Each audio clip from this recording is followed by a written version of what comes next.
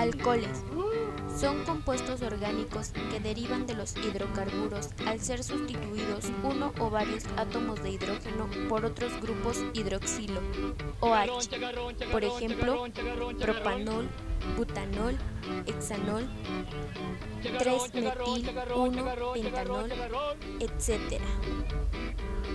Grupo funcional. Es un átomo o grupo de átomos reactivos que sustituyen a los átomos de hidrógeno de las moléculas de los hidrocarburos, haciéndolas mucho más reactivas. Por ejemplo, aldehído, cetona, olefinas, parafinas, etc. Son capaces de dar lugar a un gran número de reacciones químicas en las que se forman compuestos con las más diversas propiedades. Ejemplos: metanol, etanal, éteres como etil, metil, éter, aminas como etilamina, entre otros.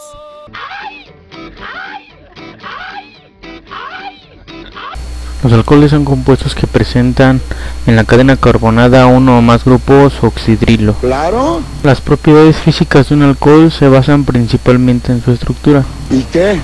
Y está compuesto por un alcano y agua. Contiene un grupo hidrofóbico, que en este caso no tiene afinidad por el agua, y un grupo hidroxilo, que es hidrófilo, con afinidad por el agua. Sí. El hidroxilo da a los alcoholes sus propiedades físicas, que les son características, y el alquilo es el que las modifica, según el tamaño y la forma. El grupo OH es muy polar, y es capaz de establecer puentes de hidrógeno. ¿Qué es eso? En este caso con las moléculas compañeras o con otras moléculas neutras, por ejemplo el agua. Según su solubilidad, los puentes de hidrógeno se forman cuando los oxígenos unidos al hidrógeno en los alcoholes forman uniones entre las moléculas, y en este caso las de agua. Eso explica por qué son muy solubles ciertos alcoholes, por ejemplo el metanol y el etanol. Afirmativo. También tenemos a los polihidroxilados, que poseen mayor superficie y forman más puentes de hidrógeno. Aquí tenemos un caso particular, 1,2,3-propanotriol, mejor conocido como glicerina. Los puntos de ebullición de los alcoholes están influenciados por la polaridad del compuesto, como también por la cantidad de puentes de hidrógeno que contenga. Un ejemplo muy claro de esto es el número de carbonos que tenga en este caso el alcohol. Mientras más átomos de carbono, mayor es el punto de ebullición. Un ejemplo muy claro de esto está en esta tabla. Tenemos los puntos de ebullición de algunos alcoholes, como también su densidad. Mira. Las propiedades químicas. Los alcoholes pueden ser primarios, secundarios o terciarios. Los primarios son si el átomo de hidrógeno es sustituido por el grupo OH, que pertenece a un carbón primario. Por ejemplo, aquí tenemos el radical y un CH3.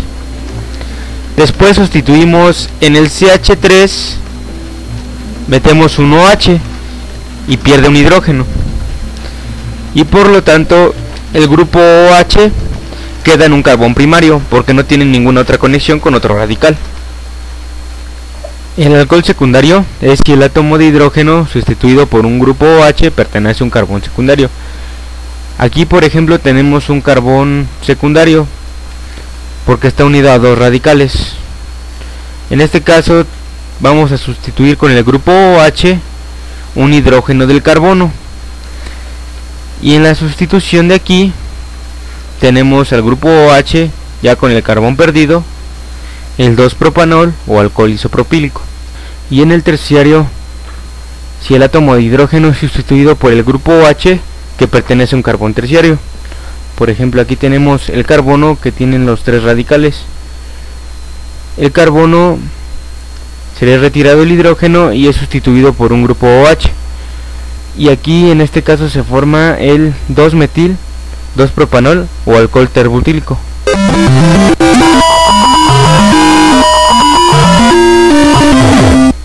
Cuando se deshidrata un alcohol, es una reacción de eliminación, donde el alcohol pierde su grupo H para dar origen a un alqueno. Por ejemplo, aquí tenemos etanol en una solución de ácido sulfúrico al 95% y a 170 grados centígrados produce etileno más agua. Cuando se calienta un alcohol a temperaturas inferiores a las que necesitan los alquenos, produce otros compuestos como éteres y ésteres. Los alcoholes no solo se obtienen de la fermentación, sino también de otros métodos químicos. Por ejemplo, es a partir de la hidratación o hidroboración. Por ejemplo, en la oxidación de los alquenos o mediante hidrólisis de halogenuros de alquilo. Aquí tenemos, en un caso de hidratación, un buteno, un 1-buteno. En una reacción de ácido sulfúrico con calor se produce 2-butanol. Y en el caso de la hidroboración es cuando se le adiciona un borano.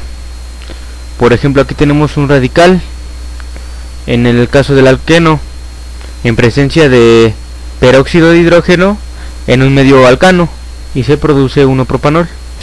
Y ahora pasamos a los alcoholes dañinos. Apúntele bien. Uno de los alcoholes más peligrosos es el metanol. También es conocido como alcohol metílico o alcohol de la madera. Es el alcohol más sencillo, es incoloro, inflamable, pero es muy tóxico. De hecho, se emplea como anticongelante y disolvente, o también como un combustible. Pero tengan cuidado, chavitos, porque el líquido y el vapor es muy inflamable y es fatal si se ingiere. De hecho, puede dañar la fertilidad del feto, y también si se ingiere o se inhala puede causar daños a los ojos y al sistema nervioso central. El N-propanol irrita las mucosas, deprime el sistema nervioso y cuando se inhala produce una leve irritación en el aparato respiratorio. El N-butanol en altas concentraciones produce narcosis y mata a los animales. La exposición al ser humano causa irritación en las mucosas. Y el fenol se utiliza en la elaboración de resinas y en la industria farmacéutica. Es un potente fungicida, bactericida. Funciona como antiséptico y también como un desinfectante. De hecho, si se ingiere en concentraciones altas puede causar envenenamiento. Y por fin pasamos a las bebidas alcohólicas. Sí. El vino se produce de la fermentación de uvas u otras frutas, más la glucosa, como también la fructuosa. Se forma etanol y CO2. En la elaboración de cerveza se produce a través de la malta, el arroz, la sémola de maíz o el jarabe de maíz, como otros granos, más la maltosa derivada del almidón. De igual manera se forman el etanol y el CO2. El whisky, que es una bebida bastante apreciada por muchos de nosotros, es de la fermentación del maíz o sorgo, como también del centeno, la cebada y las papas de Irlanda. Estos son muy importantes. Claro. Más la maltosa. Se podría decir que la mayoría de las bebidas alcohólicas contienen como alcohol de base el etanol, como también como un subproducto sería el CO2.